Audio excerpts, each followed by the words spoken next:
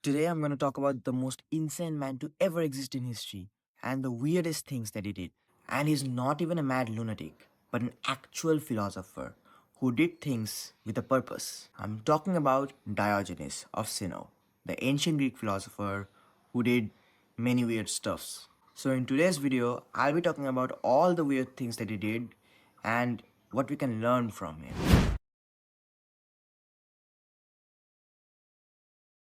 So Diogenes was a philosopher born in the 4th century BCE, who is also known as the founder of Cynicism, a school of thought that placed virtue above all external goods. Now, Cynicism doesn't mean that he was evil or something, but instead more of an antisocial, which means that he rejected every other social norms and material stuffs.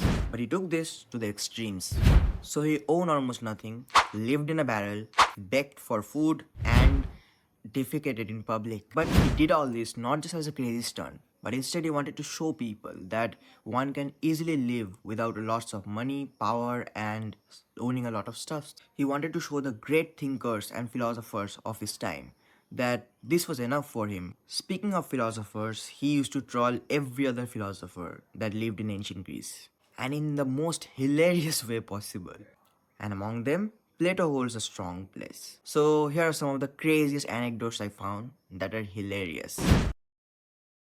He once wandered around entire Athens with lit lantern, claiming that he was looking for an honest man in broad daylight. But surprisingly enough, he never found one, as most people he found were corrupted in some or other way in society. He trolled Plato heavily. Plato once defined man as a featherless biped. In ancient Greece, there was no other animals that was featherless and walked on legs.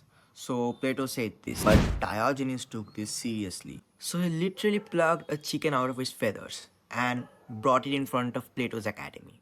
And he said, "Behold, Plato's man."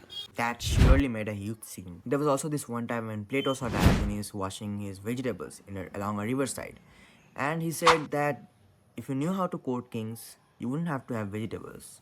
And Diogenes replied, if you knew how to wash vegetables, you wouldn't have to court kings. Honestly, he was a badass when it comes to roasting Plato. He once visited a very rich man's house, and the rich man asked him, "How do you like it?" And Diogenes replied that everything looked so fine in the house, the only place to spit was his face. He literally used to call him dog like, without any hesitation. Because he thought behaving shamelessly in public is like showing other people how unnecessarily people complicate things and make these weird customs that no one wants to follow. Once, a man called Diogenes a dog. So what did he do? He instantly came to the man, peed his leg, and replied, "If I am a dog, why are you so surprised?" This guy is a savage. Alexander the Great was one of the greatest emperor of all time, and he once paid Diogenes a visit. He offered Diogenes that he can grant any of his wish if he asked. And the only thing Diogenes wished for was to step Alexander out of his sunlight. Alexander was impressed and said, "If I were not Alexander, I would be Diogenes." Diogenes only had one possession in his life, and it was a wooden cup that he used to drink water in. One time, he saw a boy drinking water from his hands and immediately threw the cup away. He said, "A child has beaten me in simplicity."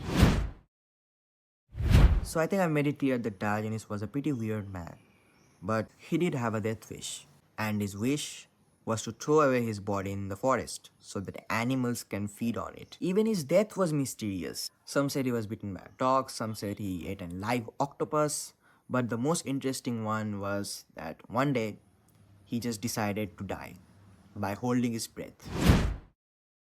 So what can we learn from this crazy one-of-a-kind philosopher? Now, of course, his actions are not to be followed, but we gotta understand that he was trying to make a point, that his entire life was dedicated to making other people understand something.